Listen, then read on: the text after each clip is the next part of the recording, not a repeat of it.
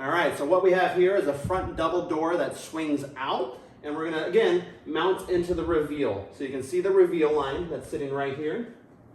Goes all the way around the door, and then falls off right in front of this existing customer's threshold. So you have these different sill adapters, and again, we're gonna go through the sill adapters and check to see which one will work.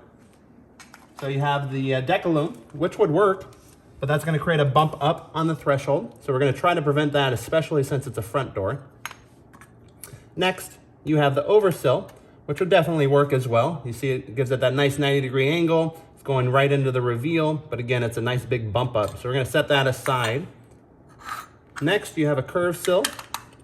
That one would also work. It's coming forward a little bit, but this isn't ideal again because you have the bump up on the sill adapter, on the threshold. Next, you have the square sill, not gonna work. Exterior sill, leaning way too far backwards, that's not gonna work. You got the interior sill adapter, which would work. It's just such a weird angle. You can see it's kind of going back, and you're walking in and out of the threshold, and you have a slope up. It's just a different way to get in the door and definitely create a tripping hazard. You got the the extended sill. That one would work, where we'd cut off on the back. You just count the ribs. So you count off 1, 2, 3, 4, 5, 6, 7, 8, 9, 10, 11. You cut off to the 12th rib right here. So that would work. You have the hinge sill, too much of an angle, so that won't work. And then you have the threshold sill.